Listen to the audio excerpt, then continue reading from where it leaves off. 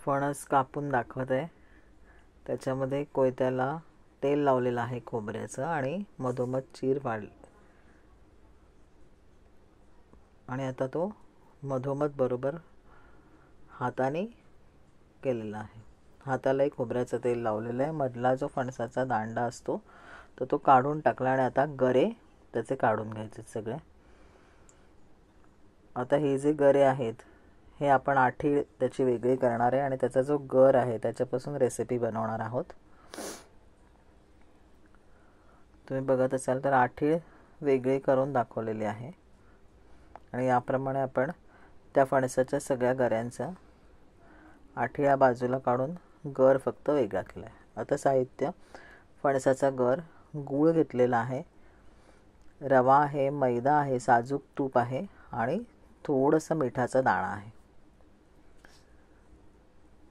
प्रथम आपण हा जो गर काढलेला आहे हा मिक्सरच्या भांड्यातनं फिरवून घेऊया जेणेकरून तो सगळा एकसारखा होईल.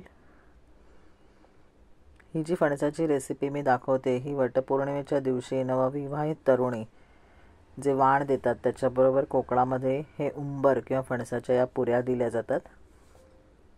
वटपौर्णिमेच्या दिवशी नक्की करून बघा. पॅनमध्ये साजूक तूप घेतलेलं आहे आणि तूप विरघळल्यानंतर आपण त्याच्यामध्ये हा जो फणसाचा गर आहे तर तो घालणार आहोत. हा गर छानपैकी हलवून घ्यायचा आपल्याला. तो चिकटत नाही अजिबात पॅनला. तुम्ही बघत असाल तर तो छान तुपामध्ये मिक्स होतोय आणि आता याच्यामध्ये आपण थोडंसं गरम झाल्यानंतर गूळ घालणार आहोत लगेच आणि गूळ वितळेपर्यंत आपल्याला हे ढवळायचं आहे जेणेकरून ते छान मिक्स होईल. किंचित मिठाचा दाणा घातला आहे. गोड पदार्थामध्ये आपण किंचित मिठाचा दाणा घालतो जेणेकरून त्याची चव अजून खूप छान होते. आणि आता आपण गूळ घालतोय. फणसाचा गरा कितपत गोड आहे ते बघून तुम्ही गुळाचं प्रमाण ठरवा. हा 1 वाटी फणसाचा गर होता ज्याला आम्ही साधारण अर्धी वाटी गूळ घातलेला आहे कारण फणस गोड होता. जर फणस कमी गोड असेल तर हे प्रमाण तुम्ही वाढवू शकता. आणि हा बरका फणस आहे. बरका फणसाचा हा गर आहे. त्याच्यामध्ये गूळ घालून ते छान आपल्याला ढवळायचं आहे. एक 3 ते 4 मिनटं आपण सतत जेव्हा ढवळतो तर त्याच्यानंतर त्याचं छान मिश्रण तयार होतं. त्याला एक चकाकी पण येते. तुम्ही बघत असाल तर हे मिश्रण मी ढवळून दाखवते आणि फक्त सतत 3 ते 4 मिनटं याला ढवळायचं आहे. तसंच ठेवून द्यायचं नाही. सारखं ढवळल्यानंतर गूळ छान त्याच्यामध्ये वितळतो आणि त्याला एक छान चकाकी येते. तुम्ही बघत असाल तर ते मिश्रण एकजीव झालं आहे. त्याला छान चकाकी पण आले. आणि आता आपण याच्यामध्ये बाकीचे जे जिन्नस आहेत तर ते घालणार आहोत.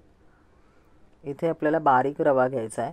जर तुमच्याकडे बारीक रवा नसेल तर तुम्ही जाड रवा थोडा मिक्सरमधून फिरवून घेऊ शकता. तर हा आपण रवा घालतोय आणि त्याच्यानंतर त्याच्यामध्ये आपण मैदा घालणार आहोत.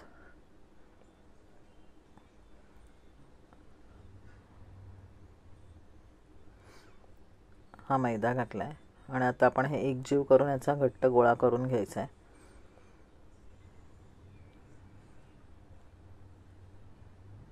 छान मिश्रण हे सुरुवातीला चमच्याने करा कारण गरम असतं आणि नंतर आपण हाताने हा गोळा मळू शकतो. हा गोळा एक साधारण 5 मिनटं आपण त्याला रेस्ट द्यायचे. खूप काही ठेवायची गरज नाही आणि नंतर लगेच आपण त्याच्या पुऱ्या लाटायला घ्यायच्या आहेत. पुऱ्या लाटल्यानंतर मग त्या तळायच्या आहेत आणि ह्या पुऱ्या 8 ते 10 दिवससुद्धा छान टिकतात. तुम्ही प्रवासासाठी सुद्धा नेऊ शकता. तुम्ही बघत असाल तर खूप छान फुगतात आणि खुसखुशीत होतात. या पुऱ्या कडक होत नाहीत. जसं आपण भोपळ्याचे घारगे करतो तशाच या फणसाच्या गऱ्याच्या पुऱ्या आहेत ज्याला कोकणामध्ये उंबर असं म्हणतात.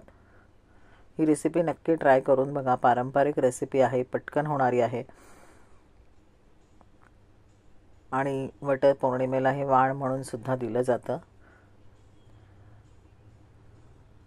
तर नक्की ही रेसिपी आवडली असेल तर लाईक करा, शेअर करा आणि सबस्क्राईब करा. आपल्या या पुऱ्या आता तळून तयार आहेत.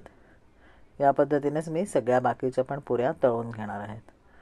ह्या आपल्या पुऱ्या फणसाच्या रेडी आहेत, ज्याला फणसाचं उंबर म्हणतात.